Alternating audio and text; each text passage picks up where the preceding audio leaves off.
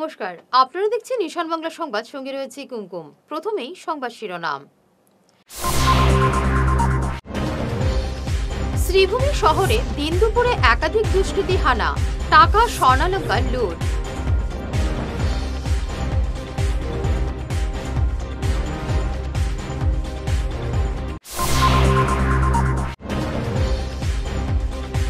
নাবালিকা মেয়েকে ধর্ষণের অভিযোগ, উধারবন্দে 11 মাস পর কলঙ্কি বাবা গ্রেফতার।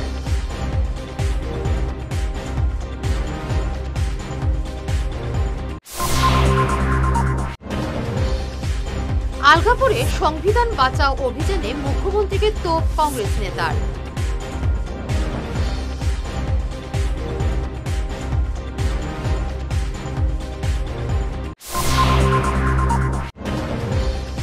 পয়েন্ট ভাগাভাগি দিয়ে শুরু হলো সুপার ডিভিশন ফুটবলের সুপার 4।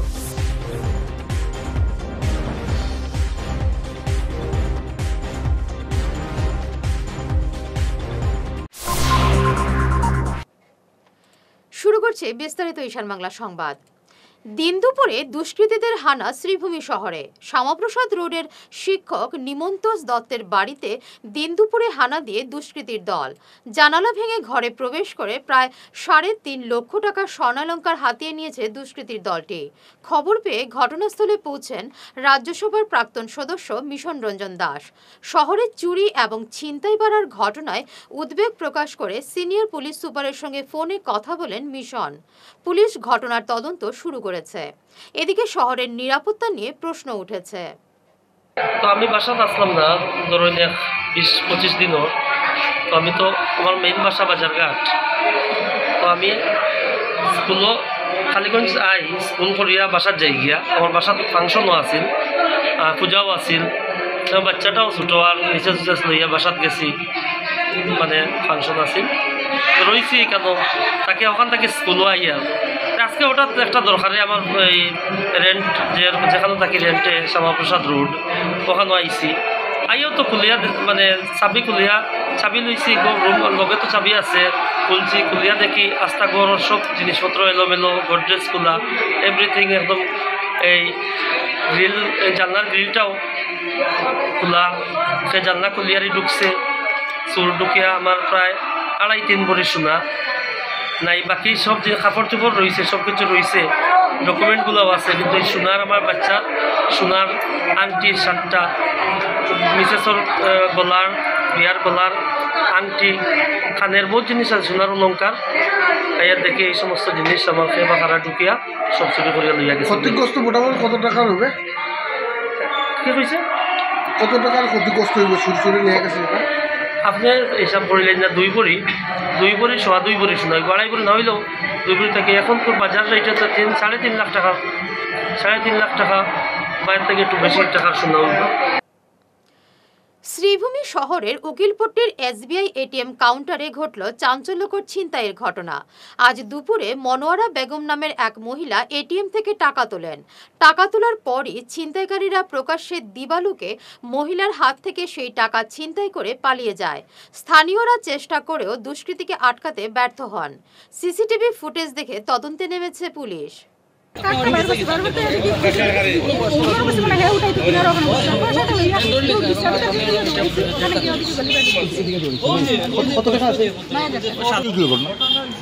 আমি ডাকবাংলা রোডের থেকে আইতেছি আর কি, হাতে আমার ব্যাগ ছিল, আর হঠাৎ ভদ্রমহিলা 2জন এরকম দৌড়ে গেছে। আমি যশোদা বলে শঙ্কর লোদের বাসার সামনে আইছি। আমি তাকে বুকের মেরে ধরছি, ধরার পরে আমাদের ধাক্কা মারিয়া সামনে একটা গল্লি আছে, অমরপুরের গল্লি এখানে, ওই গল্লি দিয়ে সোজা গেছে। আমিও পড়ে গেছি, অন্য মানুষরাও দৌড়াইয়া গেছে। এরপরে আর স্ট্রেস তার পাইছি। তো ছেলেটা ধরে ম্যাক্সিমাম 24 বছর হইল, আর খুব লং না ধরেন দিনের বেলায় এই তো আপনি 12:30 12:25 ট্রেনের ঘটনাটা হয়েছে, ভদ্রমহিলা হয়েছে। আর আপনি এখানে ধরেন 5 মিনিট লাগছে, ভদ্রমহিলাও দৌড়ে গেছে। দীর্ঘ 11 মাস পর অবশেষে পুলিশের জালে ধরা পড়ল এক কলঙ্কি বাবা। নিজের নাবালিকা মেয়ের সঙ্গে শারীরিক সম্পর্ক গড়ে তোলার গুরুতর অভিযোগ ছিল তার বিরুদ্ধে। ঘটনা উধারবন্দ এলাকার। চলতি বছরের 18 জানুয়ারি তার জন্মদাতা পিতার বিরুদ্ধে রাঙ্গিরখাড়ি আউটপোস্টে মামলা দায়ের করে তারই নাবালিকা মেয়ে। দীর্ঘদিন ফেরার থাকার পর সোমবার রাতে দয়াপুর ব্রিজ রোড থেকে তাকে আটক করে উধারবন্দ পুলিশ। আজ তাকে শিলচর আদালতে তোলা হয়েছে।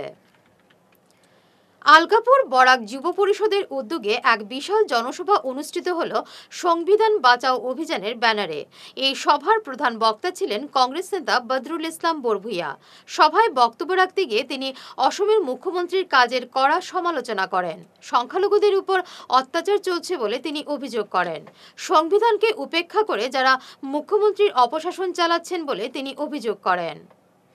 দেশের সংবিধান আজকে থ্রেটের সামনে, ভীতির সামনে।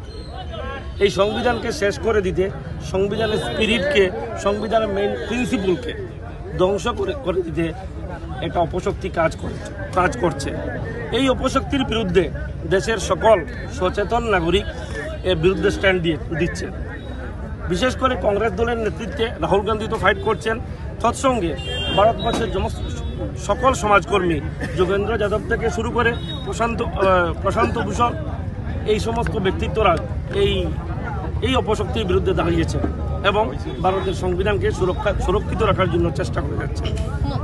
মন্ত্রী কৃষ্ণেন্দু পাল বলেছেন 26-এ বিজেপি জিতবে এবং 90-টিরও অধিক সিট নিয়ে জিতবে। দেখুন, বিজেপি ওরা তো চেষ্টা করবেই, অপশক্তি চেষ্টা করবেই দেশের মধ্যে সাম্প্রদায়িক একটা বিশ্বাসকে ছড়িয়ে মানুষকে বিভাজিত করে, বাইয়ে ভাতৃসংঘাত করে, মানুষের রক্তপাত করে তারা ক্ষমতায় টিকে থাকতে চায়। আমরা যেহেতু একটা দলে রয়েছি, কংগ্রেস দলে রয়েছি, আমাদের মেইন উদ্দেশ্য, আসল লক্ষ্য, আমাদের আদর্শ হলো যে আমাদের ঐক্যতার উপরে বিশ্বাস করি, সংহতির উপরে বিশ্বাস করি। আমরা মানুষে বিদ্বেষ, মানুষে ঘৃণা, মানুষে হিংসা, সেই রাজনীতিকে আমরা বন্ধ করে সমস্ত ভারতবর্ষকে ঐক্যের বন্ধনে এনে ভারতকে শক্তিশালী করার লক্ষ্যে আমরা কাজ করে যাচ্ছি। এপিডিসিএল অফিস লাগোয়া কাটলিচড়ার এসিএবি কলোনির বাসিন্দারা নোংরা আবর্জনা এবং দুর্গন্ধে দুর্বিষহ জীবন কাটাচ্ছেন। বহু কোয়ার্টারে নেই শৌচাগার বা বাথরুমের সুবিধে। বর্ষাকালে ড্রেনের কাদা জলে রাস্তা চলাচলের অযোগ্য হয়ে ওঠে, ফলে বাড়ছে রোগভোগ। বারবার আর্জি জানানো সত্ত্বেও এপিডিসিএল কর্তৃপক্ষ উদাসীন। ভুক্তভোগী সোনু পাল, সুমিত কর সহ অন্যান্যরা এই চরম দুর্দশা থেকে মুক্তি পেতে মুখ্যমন্ত্রী হিমন্ত বিশ্ব শর্মা জরুরি পদক্ষেপ দাবি করেছেন। খুব বেশি অসুবিধা হয়, জল তাকে কাটু, আইতে যাইতে কত অসুবিধা, বাচ্চারা খাওয়ার মতন নাই, ওখানে বাথরুমের জলে আর বৃষ্টির জলে অনেক অসুবিধা হয় তো, খাদা, এরপরে গাতা, এইটা করি যাইতে লাগে। রাস্তাটা দেখতে পারবেন গাতা হয়ে গেছে, জলও আছে, আর ওইদিকে সিনেমা হল থেকে এটা মানে নানান নোংরা জল আয় বেরিয়া, প্রায় আটু অব্দি জল হয়ে যায়। তারা কইতে তারা এখন পর্যন্ত এই জায়গাটা ঠিক করছে না। আধা অব্দি খড়িয়া রাখছে ব্লক ফাটাইয়া, এই বাদ বাকিতে তারা খড়িয়া রাখছে না। তারা রিকোয়েস্ট করা হয়েছে, তারা ওটা কইছে করবো এখন পর্যন্ত তারা করলো না। মানে খারাপ করতো এপিডিসিএল মানুষ, তারা এখনো করছেন। তারা দেখুন না, আপনি দেখুন আধা অব্দি খড়িয়া রাখছে, আর এই জায়গা এখনো তারা সারিয়া রেখেছে, এই জায়গা করেন না। বৃষ্টি দিলে আমার ঘরের ভিতরে পর্যন্ত জল যায়, এই বাড়িটাও তো আমার, ত্রিপুরা এদিকে সারা জল যায়, রাস্তার নোংরা জল সব ওদিকে আমার ঘরের ওদিকে ইয়া যায়। আপনারা কি চাই? আমরা চাই আর যে তারা এই রাস্তাটা একটু জলদি রিকভারিও করতে, কারণ বৃষ্টিতে নোংরা জল এটা জমে, মানুষ আওয়া যাওয়া করতে পারে না, প্লাস আমার ঘরের দিকে এটা নোংরা জল যায়। আপনার নামটা? সুজিত কর। দেশের প্রথম শিক্ষামন্ত্রী মৌলানা আবুল কালাম আজাদের 137তম জন্মবার্ষিকীতে শ্রদ্ধাঞ্জলি জানালো শিলচর কংগ্রেস। আজ জেলা কংগ্রেস কার্যালয়ে তার প্রতিকৃতিতে মাল্যদান এবং শ্রদ্ধাঞ্জলি জানানো হয়। বক্তারা শিক্ষার উন্নয়নে তার আমূল পরিবর্তনকারী ভূমিকার কথা স্মরণ করেন। আজকে ভারতের প্রাক্তন শিক্ষামন্ত্রী মৌলানা আবুল কালাম আজাদের 137তম জন্মতিথি। এই দিনে আজকে শিলচর জেলা কংগ্রেস আজকের দিনটি বিভিন্ন কার্যসূচির মাধ্যমে পালন করছে। আমরা সকালে শ্রদ্ধাঞ্জলি নিবেদন করেছি ওনার প্রতিকৃতিতে, এবং তারপরে একটা আলোচনা সভা হবে এবং সন্ধেবেলায় আমরা জেলা কংগ্রেস অফিসে প্রদীপ প্রজ্বলনের মাধ্যমে আজকের দিনটি আমরা পালন করব। মৌলানা আবুল কালাম আজাদ ভারতের প্রথম শিক্ষামন্ত্রী ছিলেন। উনি শিক্ষার জগতে একটা পরিবর্তন আনতে চেয়েছিলেন। উনি প্রাক্তন প্রধানমন্ত্রী তথা ভারতের প্রথম প্রধানমন্ত্রী জওহরলাল নেহরুর অত্যন্ত প্রিয়পাত্র ছিলেন। 1888 ইংরাজিতে আজকের দিনে সৌদি আরবে জন্মগ্রহণ করেছিলেন। উনি যে স্বপ্ন দেখেছিলেন ভারতবর্ষ সম্বন্ধে, বিশেষ করে শিক্ষার উপরে উনার যে দক্ষতা ছিল, সেটা নিচে থেকে নিচের স্তরের পর্যন্ত উনি প্রেরণ করতে চেয়েছিলেন। শিক্ষার মাধ্যমে যাতে একটা জাতি যে শক্তিশালী হয় তা তিনি প্রমাণ করতে চেয়েছিলেন। উনার স্বপ্নটা সার্থক করার জন্য কংগ্রেস আজীবন উনাকে শ্রদ্ধার সঙ্গে স্মরণ করবে। বিগত সরকার আজকের এই দিনটিকে জাতীয় শিক্ষা দিবস হিসাবে পালন করে আসছে। আমরাও আজকে জেলা কংগ্রেস উনার এই কার্যসূচি নিয়ে আজকের দিনটি উদযাপন করব। আজ আমাদের ভারতবর্ষের কাছে অত্যন্ত উল্লেখযোগ্য একটি দিন। এই দিনেই আমাদের প্রয়াত ভারতবর্ষের প্রথম শিক্ষামন্ত্রী মৌলানা আবুল কালাম আজাদ মহাশয় জন্মগ্রহণ করেছিলেন। মৌলানা আবুল কালাম আজাদ এমন একজন ব্যক্তি ছিলেন যে ব্যক্তি ভারতবর্ষের স্বাধীনতা সংগ্রামে তার অত্যন্ত সক্রিয় ভূমিকা নিয়েছিলেন এবং তিনি সর্বপ্রথম ভারতবর্ষকে এই যে সেকুলার কান্ট্রি বা ভারতবর্ষে হিন্দু মুসলমান থাকার যে চিন্তাধারা, সবাইকে এক করে রাখা, এটার অগ্রণী ভূমিকা তিনি নিয়েছিলেন এবং তিনি মনে করেছিলেন শিক্ষাই জাতির এবং দেশের মেরুদণ্ড। এর জন্য তিনি ভারতবর্ষের শিক্ষানীতি তৈরি করেছিলেন। তার শিক্ষানীতিতেই ভারতবর্ষ এতদূর এগিয়েছে। তিনি ভারতবর্ষের শিক্ষা জগতের এক আলোক দেখিয়েছিলেন।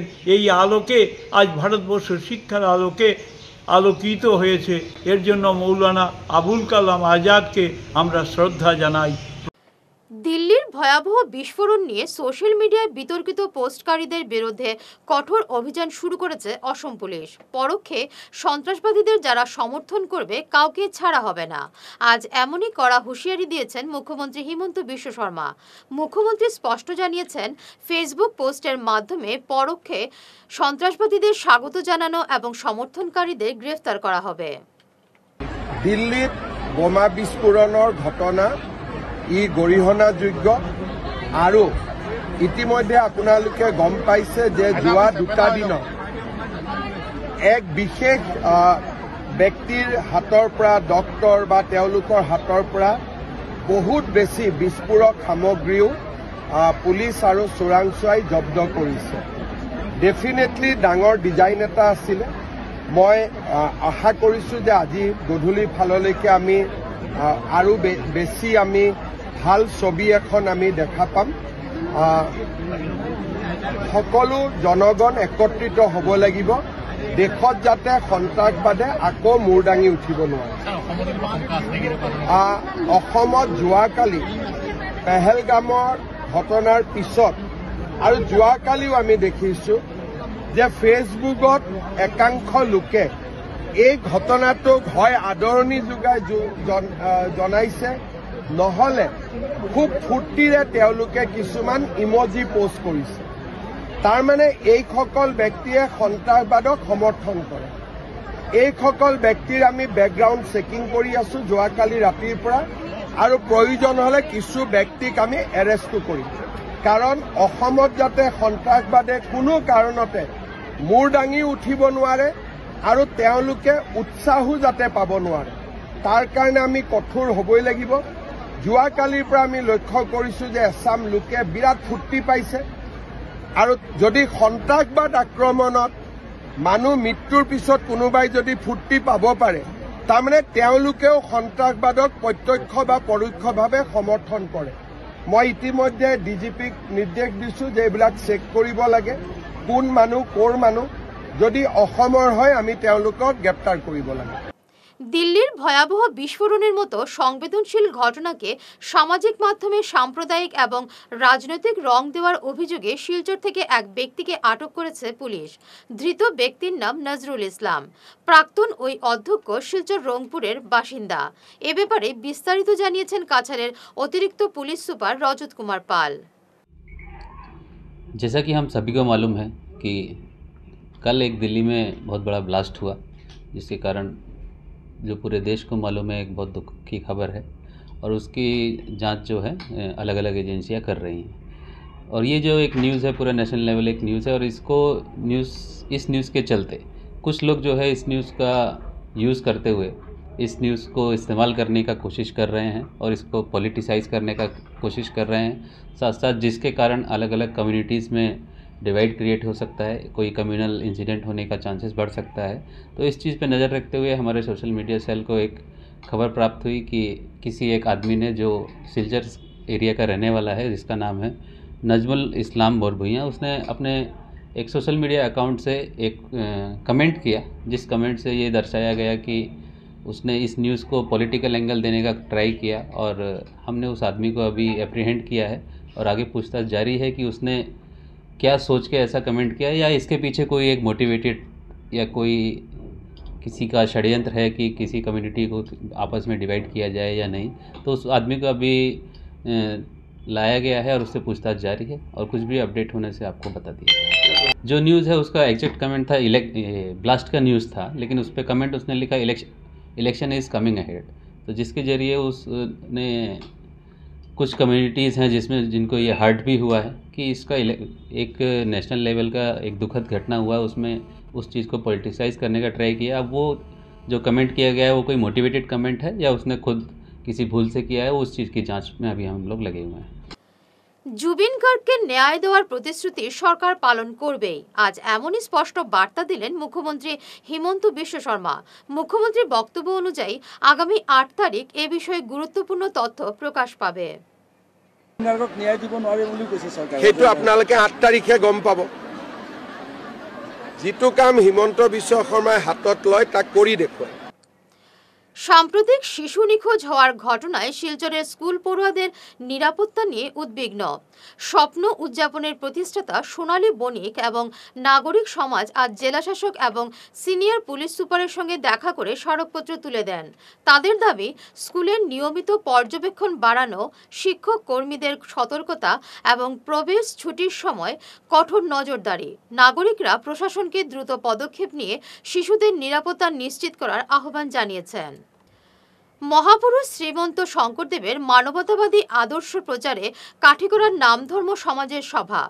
শঙ্করদেবের নামধর্ম শান্তি এবং ভ্রাতৃত্বের বার্তা বহন করে। যুব সমাজকে সাংস্কৃতিক এবং ধর্মীয় কাজে যুক্ত হওয়ার আহ্বান জানানো হয়।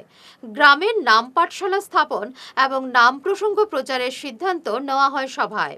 প্রয়াত কিংবদন্তি শিল্পী জুবিন গার্গকে শ্রদ্ধাঞ্জলি জানানো হয় ওই সভায়। মহাপুৰুষ শ্ৰীমন্ত শংকৰদেৱ নাম ধৰ্ম সমাজৰ পৰা কাছাৰ শ্ৰীভূমি আৰু হাইলাকান্দি জিলাত আমি উপস্থিত হৈছোঁ।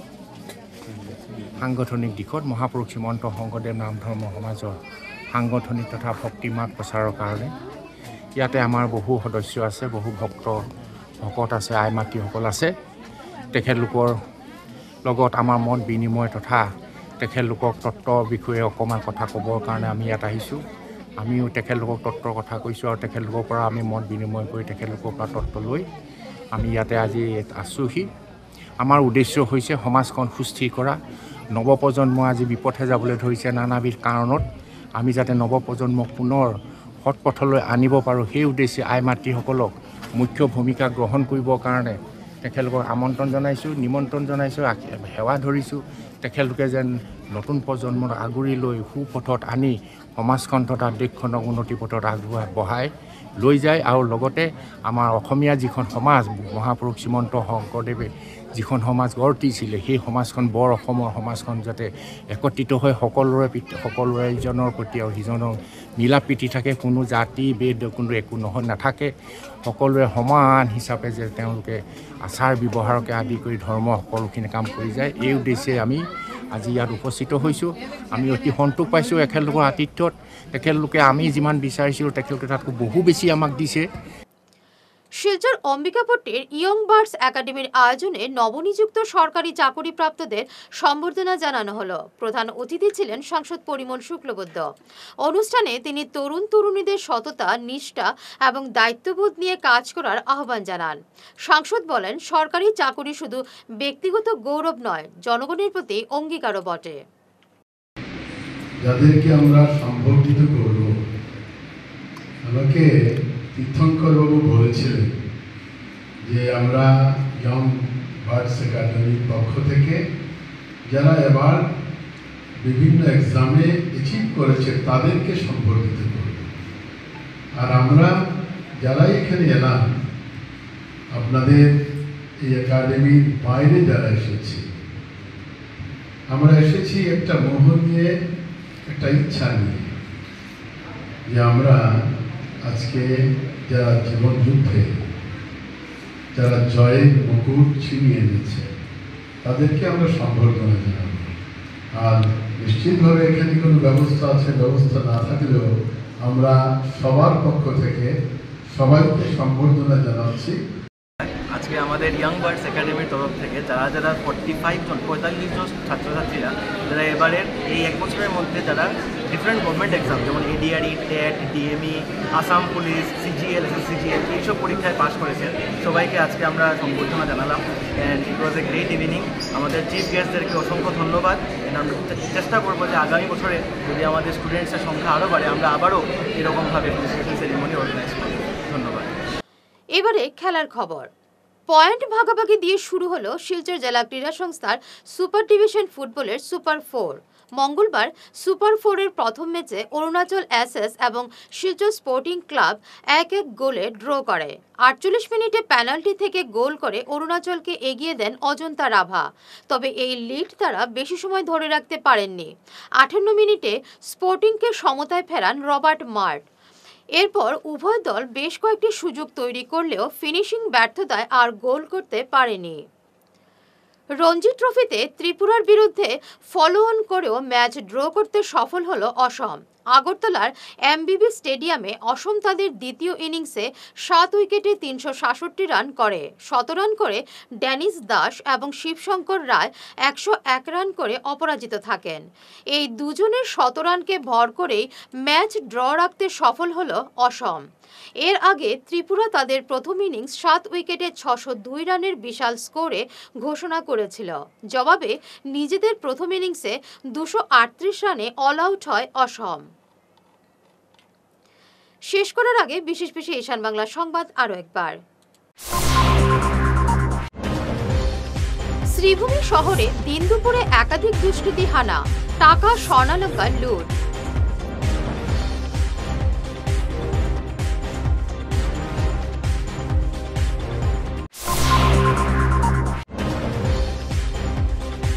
নাবালিকা মেয়েকে ধর্ষণের অভিযোগ, উধারবন্দে 11 মাস পর কলঙ্কি বাবা গ্রেফতার।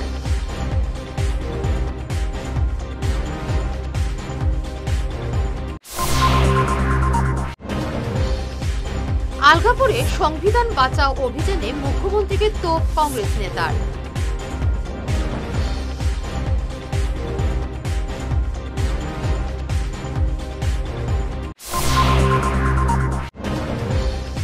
পয়েন্ট ভাগাভাগি দিয়ে শুরু হলো সুপার ডিভিশন ফুটবলের সুপার 4।